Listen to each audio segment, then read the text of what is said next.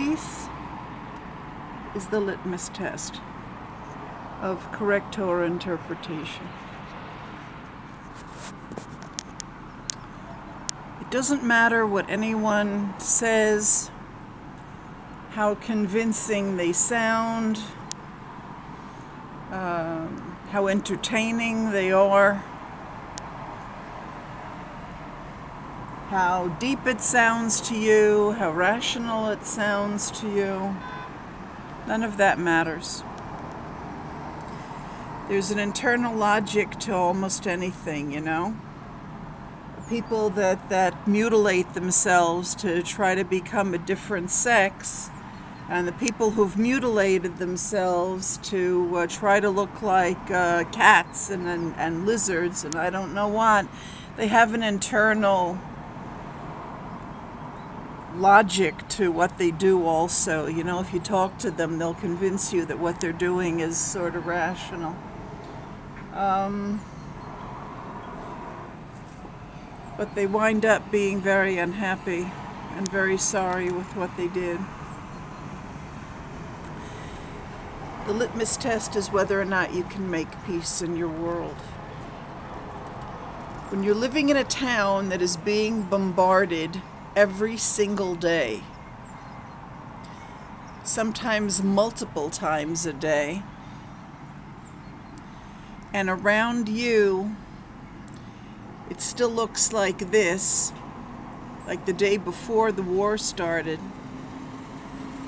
without one tree out of place, horses being able to eat their hay peacefully.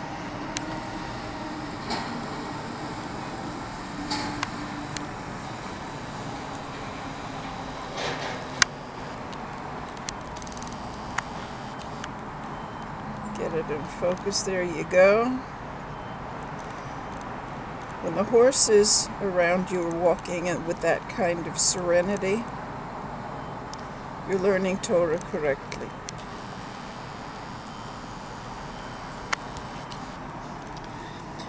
I've been listening to rabbis talking, and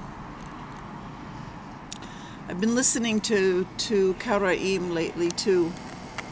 Karaite Jews, and my question is always the same. How much peace is there in your world? How much serenity is there in your world? There's one rabbi,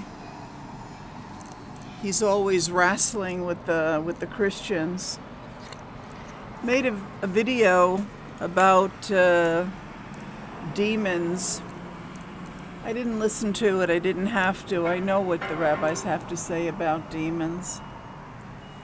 The Hebrew word demayon has two meanings. It's likeness. It's also imagination. There are two very, very important etymons in English for the Hebrew demayon. One is dominion, and the other is demon. Very simply put, those who have dominion over their imagination don't have to struggle with any kind of demons. Not with personal demons, not with demons on the battlefield, not with any kind of demons. And that is the true kingdom of David. Anytime you see the letters Dalet and Yud in a word, David's name is there. The kingdom of David is having control over one's imagination. And that is intimately connected with what we're able to read in Torah, what we're able to see in the depths of the Hebrew, and how we interpret it. Those who interpret what they see in Torah as peace saturate their consciousness, including their imagination, with peace. And then when they look out into the created world, they, lashkif, I don't know how to,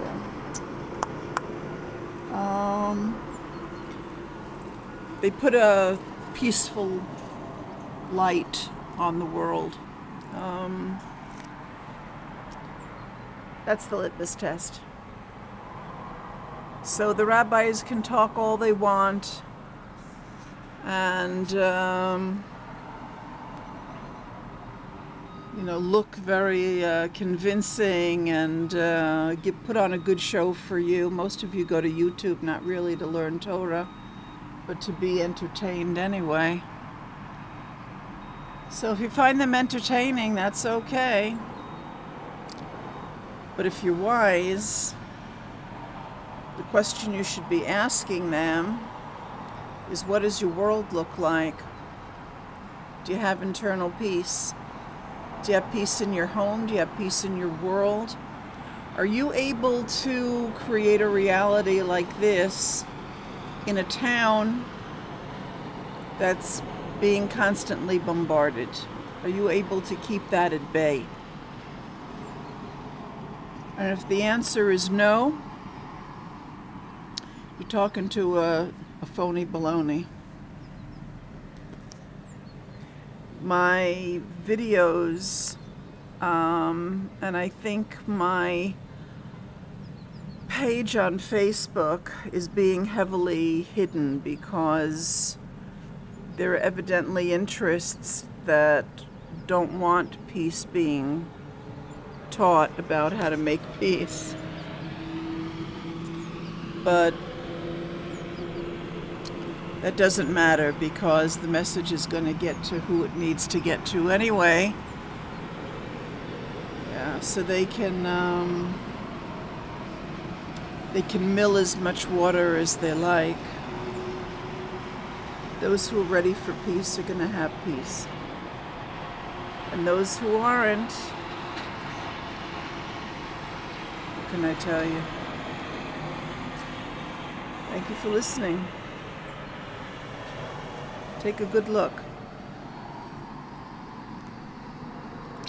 Take a very, very good look. Is anybody who can keep nature under control to this extent is really learning Torah. All the rest of them are a bunch of phony balonies.